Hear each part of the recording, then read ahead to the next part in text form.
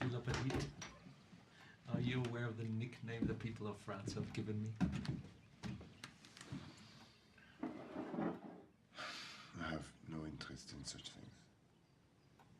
But you're aware of what they call me. I'm aware. What are you aware of?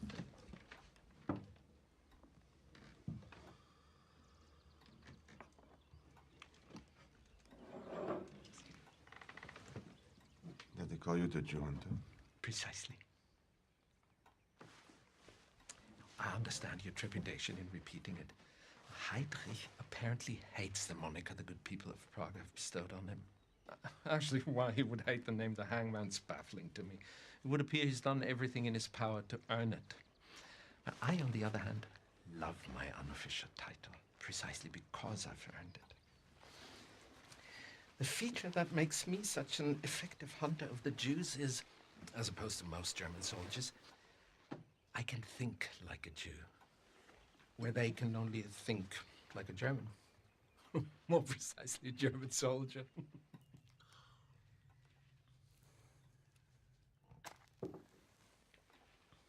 Now, if one were to determine what attribute the German people share with a beast, it would be the cunning and the predatory instinct of a hawk. But if one were to determine what attributes the Jews share with the beast, it would be that of the rat. The Führer and Goebbels' propaganda have said pretty much the same thing, but where our conclusions differ is I don't consider the comparison an insult. Consider for a moment the world a rat lives in. It's a hostile world, indeed. If a rat were to scamper through your front door right now, would you greet it with hostility? I suppose I would. Has a rat ever done anything to you to create this animosity you feel toward him? Rats spread disease. They bite people. Rats were the cause of the bubonic plague, but that's some time ago. I propose to you any disease a rat could spread, a squirrel could equally carry. Would you agree? Right. Yet I assume you don't share the same animosity with squirrels that you do with rats, do you? No.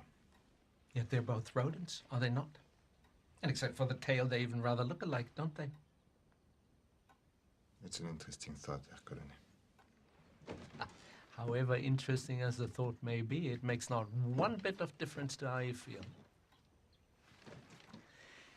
If a rat were to walk in here right now as I'm talking, would you greet it with a source of your delicious milk? Probably not. I didn't think so. You don't like them.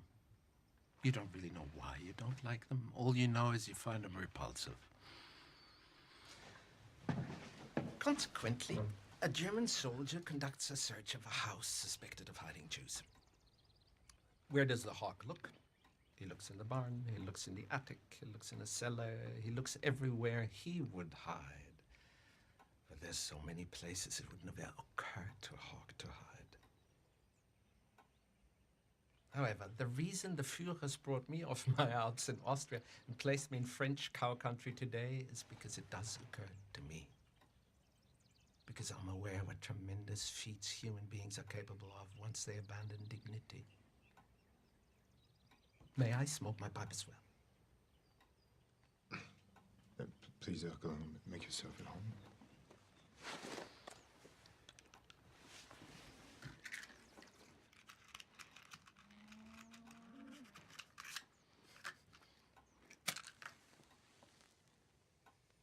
Now, my job dictates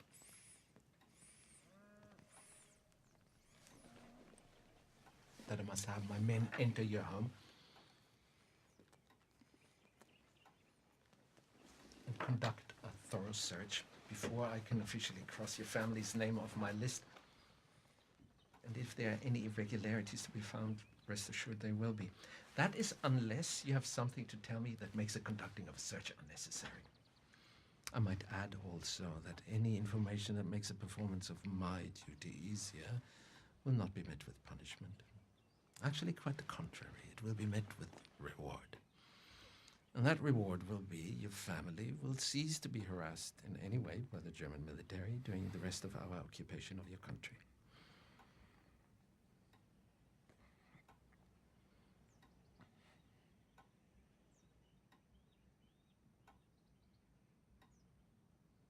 You're sheltering enemies of the state, are you not?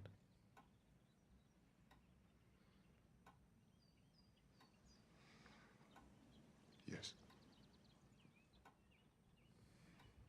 You're sheltering them underneath your floorboards, aren't you? Yes. Point out to me the areas where they're hiding.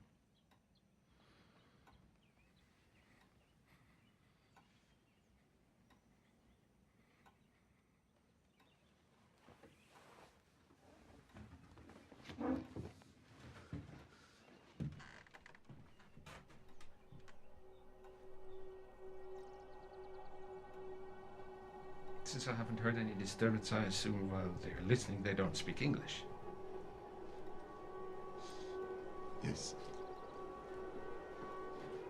I'm going to switch back to French now, and I want you to follow my masquerade set clear.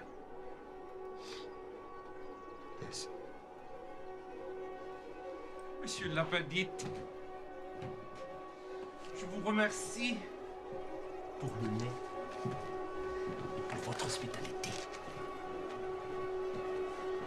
Il me semble que nous en avons terminé.